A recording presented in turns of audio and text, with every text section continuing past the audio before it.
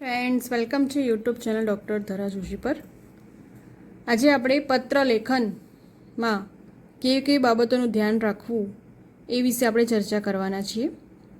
બધાને ખાસ કરીને પત્ર લેખન તો આવડતું જ હશે, પણ ખૂબ સરસ લખાણ કેવી રીતે લખી શકાય તે બાબતે કેવી કેવી બાબતો ધ્યાનમાં રાખવી એ આપણે જોઈ લઈએ.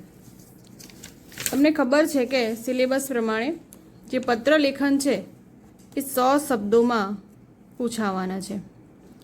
2 પત્ર લેખન કરવાના છે, 2 પત્રો લખવાના છે. પ્રત્યેકના 10 ગુણ એટલે ટોટલ 20 ગુણ થશે, જેની અંદર અભિનંદન, શુભેચ્છા, વિનંતી, ફરિયાદ વગેરે દર્શાવતા પત્રો પૂછાઈ શકે છે. તો આ ખાસ ધ્યાનમાં રાખવાનું કે 100 શબ્દોમાં પત્ર લેખન થવું જોઈએ. 10 ગુણ છે અને શુભેચ્છા છે, અભિનંદન, વિનંતી વગેરે જેવા 2 પત્ર આવી શકે છે. તો પત્ર લેખન વખતે કઈ બાબતો ધ્યાનમાં રાખવી એ આપણે જોઈએ. પત્ર તમને ખબર છે કે પહેલાં શું હતું કે મોબાઈલ નહોતા, એટલે આપણે પત્ર વ્યવહાર દ્વારા જ આપણે સગા સંબંધી હોય, મિત્રો હોય, કોઈ પણ ધંધાદારી વ્યવસાયિક ક્ષેત્રે આપણે પત્ર વ્યવહારથી જ બધી માહિતીની આપ-લે કરતા હતા. પત્ર વ્યવહારમાં જો શિષ્ટ અને ભાવવાહી સ્વરૂપે હોય તો સામેની વ્યક્તિના માનસપટ પર સારી અસર પાડી શકાય છે. તેની પાછળનો હેતુ સિદ્ધ કરી શકાય છે. એનું માળખું શું હોઈ શકે પત્ર વ્યવહારનું? તો પહેલાં શું હોય, પત્ર લખનારનું નામ અને સરનામું, જે લખી રહ્યો છે એનું નામ સરનામું, સંબોધન, જેને સંબોધીને લખવાનું છે, જે મુખ્ય વિગત છે પત્ર વ્યવહાર માટેની એ વિગત, અને છેલ્લે છે આભાર પ્રદર્શન, વિદાય વચન અને સહી. તો પહેલું જે છે તો પત્ર લખનારનું નામ અને સરનામું. તો પત્રની જમણી બાજુ તમને ખ્યાલ હશે કે આપણે મથાળા ઉપર પત્ર લખનારનું નામ, સરનામું, તારીખ, હવે તો આપણે મોબાઈલ નંબર પણ લખીએ છીએ, તો એ લખવાનું છે. તો કોઈ બી પત્ર હશે તો એની જમણી બાજુ ઉપર જે લખનાર હશે એનું નામ, સરનામું, પૂરું સરનામું, બરાબર, અને તારીખ લખવાની, અને હવે તો મોબાઈલ નંબર પણ આપણે લખતા હોઈએ છીએ ઘણી વખતે. આ સિવાય ગામ, શહેર, જિલ્લો, પિનકોડ, ફોન નંબર, તારીખ બધું લખીએ છીએ. પછી છે સંબોધન. આપણે સંબોધન કરીએ છીએ કે જેને મોકલવાનું છે એનું સંબોધન પણ આપણે નીચે એ પતી જાય, આપણું જે પત્ર લખનારનું જે સરનામું, નંબર, તારીખ પતી જાય એના પછી તારીખની નીચેની લીટીમાં ડાબી બાજુએ હાંસિયામાં આપણે સંબોધન કરીએ છીએ.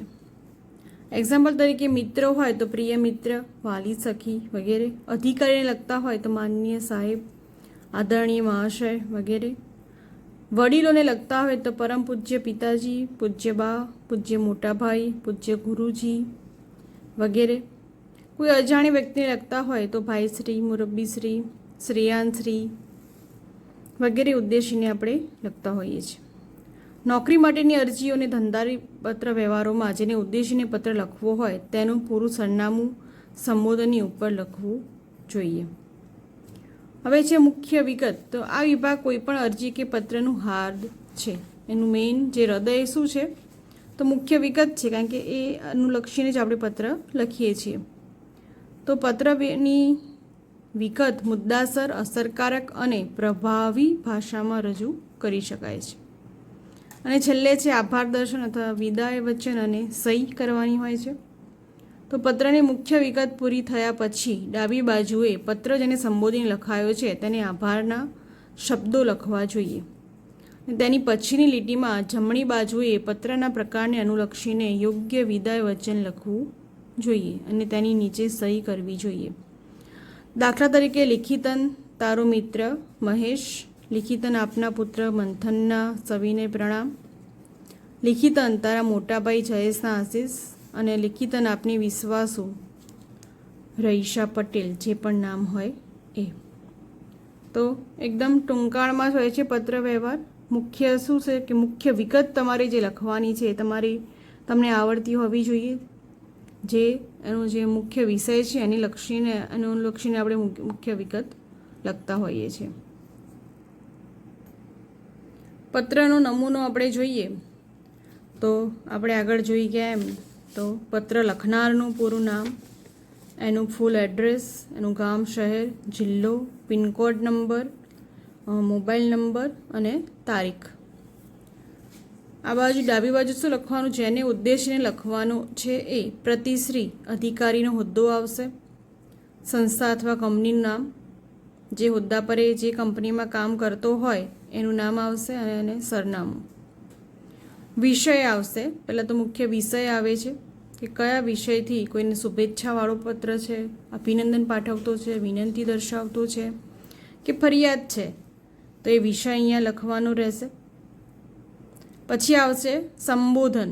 તો આપણે આગળ જોયું સંબોધનમાં તો શું હતું? સંબોધનમાં માનનીય સાહેબ, જો કોઈ અધિકારી લખતા તો માનનીય સાહેબ શ્રી, આદરણીય મહાશય, વડીલ લખતા હોય તો પૂજ્ય પિતાજી, પૂજ્ય બા, પૂજ્ય મોટા ભાઈ, ભાઈ શ્રી, મુરબ્બી શ્રી, જે પણ સંબોધન હોય એ આપણે લખીશું. એના પછી અહીંયા આવશે મુખ્ય વિગત આપણે લખવાની આવશે કે જે આપણી પત્ર લેખનની જે મુખ્ય વિષયને અનુલક્ષીને જે પણ લખવાનું છે આપણે અહીંયા વચમાં આવી રીતે લખીશું.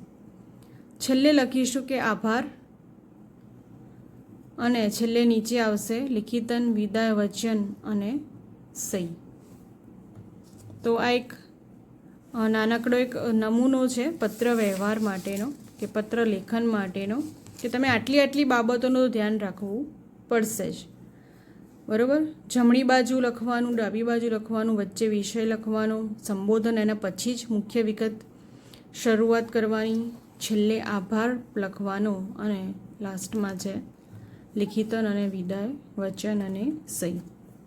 તો આટલી જો બાબતોનું ધ્યાન રાખશો તો તમારું જે પત્ર લેખન હશે એ ખૂબ જ વ્યવસ્થિત લખાણ સાથેનું લાગશે, અને જે યોગ્ય જે મુખ્ય વિગત છે એ પણ સારી રીતે તમે લખાણ લખશો. અને એ પણ યાદ રાખવાનું છે કે આપણે 100 શબ્દોમાં આ લખવાનું છે, તો વિગત પણ એટલી લખવી જરૂરી છે કે શોર્ટમાં પતાવી દેવાથી વિગત પૂરી થાય નહીં. તો આટલી બાબતો તો પત્ર લેખનમાં હોવી જ જોઈએ. તો આપણે આગળ પણ સંક્ષેપીકરણ, પછી નિબંધ કેવી રીતે લખવો, એમાં કઈ બાબતોને ધ્યાનમાં રાખવું, એ પણ વિડીયો મેં મારા ચેનલ પર અપલોડ કરેલા છે, તો એ પણ તમે જોઈ શકો છો.